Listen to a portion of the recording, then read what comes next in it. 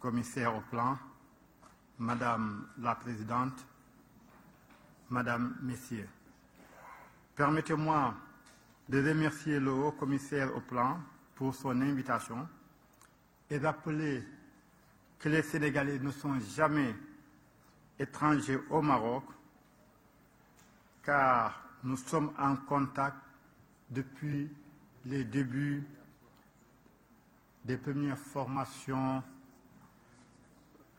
politiques de notre pays. L'islamisation, à travers le Maroc également, nous avons connu une islamisation pacifique, ce qui explique que beaucoup de Sénégalais viennent fréquemment en pèlerinage à Fès.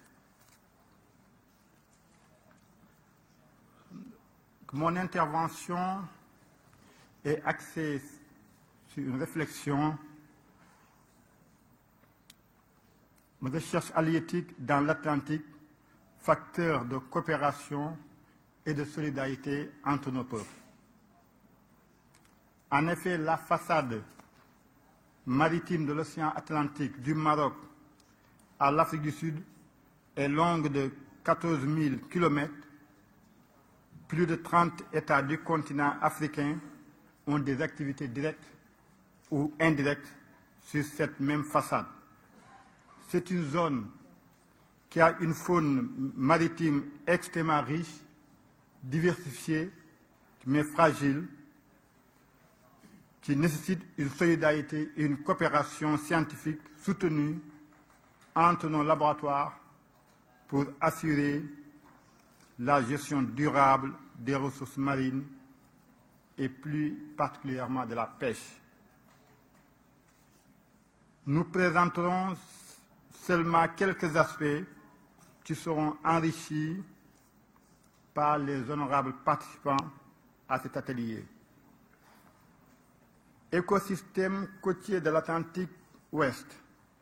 Les écosystèmes côtiers de l'Atlantique Ouest sont caractérisés au nord par la présence de zones de villing saisonniers, alors que le sud est thermique. Ces caractéristiques physiques font de cette zone une des régions marines les plus productives grâce aux apports en nutriments d'origine terrigène. C'est pourquoi les populations côtières sont lourdement dépendantes des écosystèmes de la façade atlantique. Rien qu'au Sénégal, la pêche maritime génère plus de 500 000 emplois et apporte plus de 125 milliards de francs CFA, soit 30% des ressources d'exportation du pays.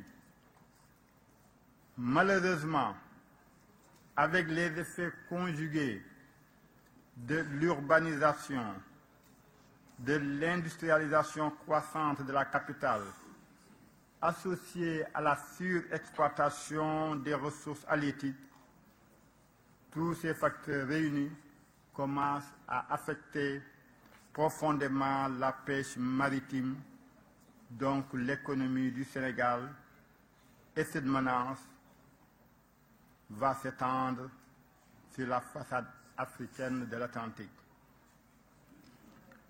En analysant la situation de la pêche maritime au Sénégal, en 2005, la pêche maritime sénégalaise a enregistré plus de 450 000 tonnes pour une valeur estimée de l'ordre de 118 milliards de francs CFA. En 2006, elle a enregistré des débarquements de l'ordre de 372 000 tonnes pour une valeur de l'ordre de 121 milliards de francs CFA. Par rapport à 2005, les débarquements ont connu une baisse de volume de l'ordre de 18%, alors que la valeur commerciale accusait une hausse de 3%. La valeur commerciale des produits halieutiques reste relativement constante malgré la baisse importante des débarquements. En 2006, les exportations sur le marché européen ont accusé une baisse de l'ordre de 28% par rapport à 2005. L'Afrique absorbe près de 42% des exportations du Sénégal en produits halieutiques. Je voulais vous présenter quelques espèces de poissons intéressant plusieurs laboratoires des pays du Sud-Atlantique. Il s'agit des espèces du genre Ephenophilus, qui est de la famille des Serranidae. Cette famille présente plusieurs espèces démersales rencontrées en Afrique de l'Ouest qui sont à l'heure actuelle menacées à cause de leur surexploitation. En effet, ces poissons présentent une évolution particulière parce qu'ils sont hermaphrodites, progénites. Ils commencent la vie en tant que femelle et change et devient mâle un peu plus tard, après la maturation sexuelle. Son aire de répartition est très vaste. Ils sont rencontrés sur les côtes sud de la Méditerranée, dans l'Atlantique du Maroc à l'Angola,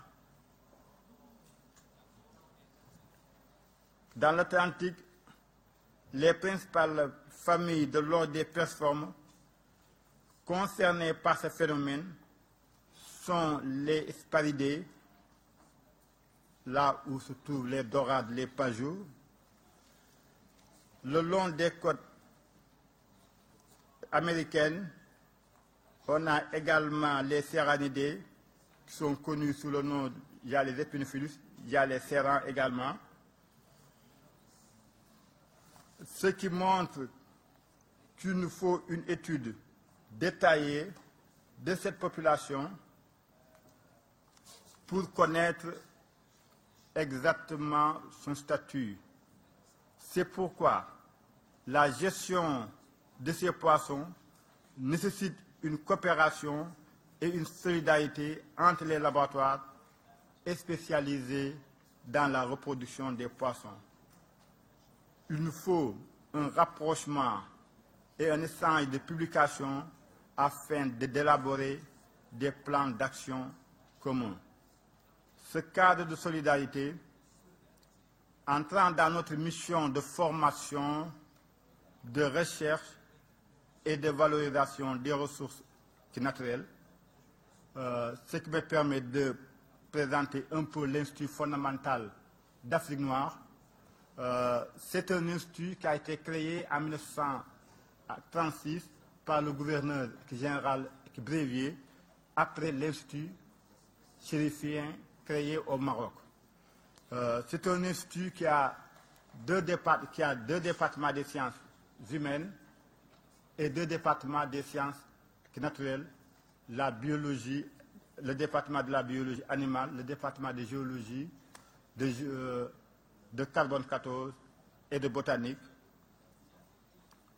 Nous avons une mission, c'est dans ce cadre de cette mission de formation et de recherche au niveau de l'université que nous avons développé un laboratoire de biologie, d'écologie des poissons en Afrique de l'Ouest qui regroupe l'IRD, l'Institut sénégalais agricole, l'Université de la Grande Canarie, de Las Palmas. Ainsi donc, pour conclure, la science halieutique a un aspect socio-économique très important pour les pays riverains de l'Atlantique et plus particulièrement les pays Africains. Il serait bon de cultiver la solidarité, la coopération scientifique entre nos différents laboratoires pour assurer une gestion durable des ressources naturelles et marines. En particulier, ceci nécessite une coopération sans préjuger de tous les laboratoires du Sud-Atlantique.